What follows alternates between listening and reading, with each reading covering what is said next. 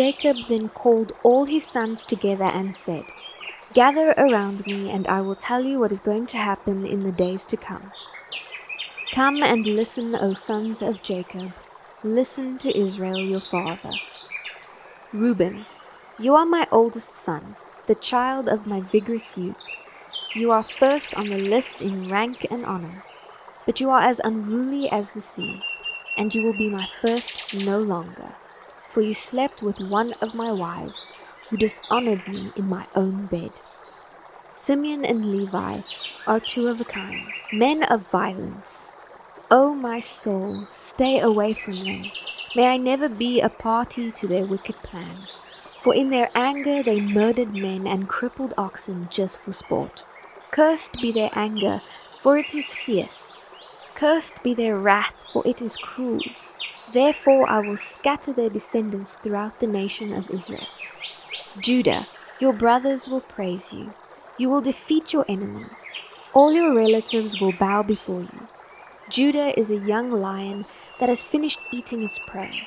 Like a lion he crouches and lies down, like a lioness who will dare to rouse him. The scepter will not depart from Judah, nor the ruler's staff from his descendants. The coming of the one to whom it belongs, the one whom all nations will obey. He ties his foal to a grapevine, the colt of his donkey to a choice vine. He washes his clothes in wine, because his harvest is so plentiful. His eyes are darker than wine, and his teeth whiter than milk. Zebulun will settle on the shores of the sea, and will be a harbor for ships. His borders will extend to Sidon.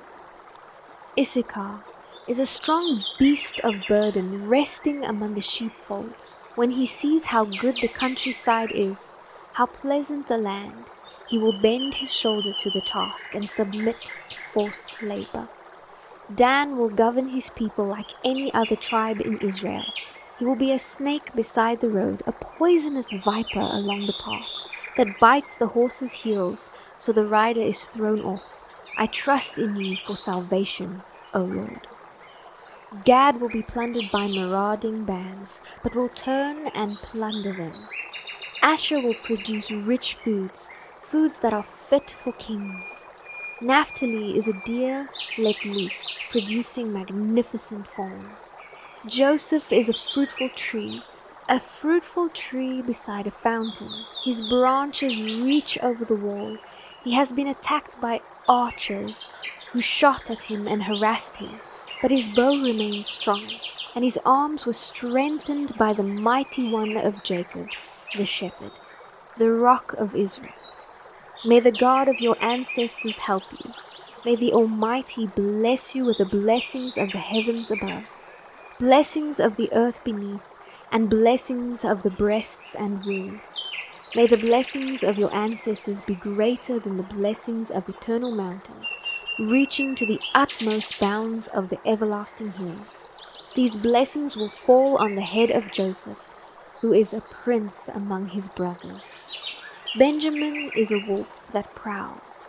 He devours his enemies in the morning, and in the evening decides the plunder. These are the 12 tribes of Israel, and the blessings that Jacob blessed his 12 sons. Each received a blessing that was appropriate to him. Then Jacob told them, "Soon I will pass on. Bury me with my father and grandfather in the cave in Ephron's field. This is the cave in the field of Machpelah. This cave was bought by Abraham from Ephron for a permanent burial place. There Abraham and his wife Sarah are buried. Isaac and his wife Rebekah are buried there as well. There I buried Leah. It is the cave that my grandfather Abraham bought from the Hittites." When Jacob finished this charge to his sons, he lay back in bed, breathed his last breath, and passed on. Joseph then threw himself on his father and wept and kissed him. Joseph then told his motions to emblem the body. This process took 40 days, and there was a period of national mourning for 70 days. When the mourning period was over, Joseph approached Pharaoh's advisors and asked them to speak to Pharaoh on his behalf. He said to them, Tell Pharaoh that my father made me swear an oath. He said to me, 'I'm about to die. Take my body back to the land of Canaan and bury me in my family's cave.' Now I need to go and bury my father. After his burial is complete, I will return without delay." Pharaoh agreed to Joseph's request. Joseph then went with a great number of Pharaoh's counselors and advisors, all the senior officers of Egypt. Joseph also had his brothers with him, along with the entire household of Jacob.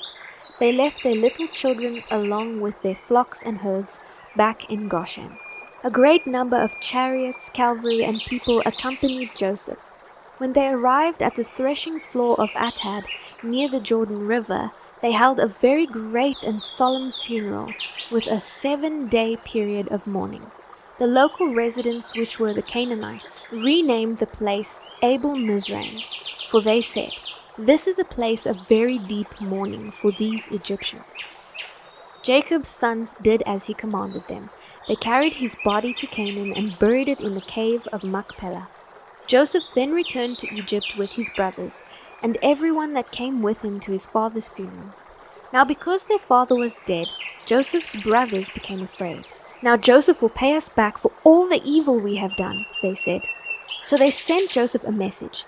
"Before our father died, he instructed us to say to you, 'Forgive your brothers for the great evil they did to you.'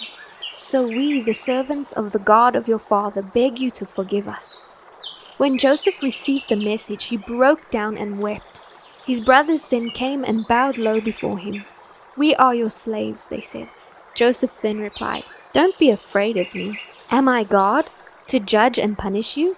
As far as I am concerned, God turned into good what you did evil. He brought me to the high position I am in today so that I could save the lives of many people. So do not be afraid.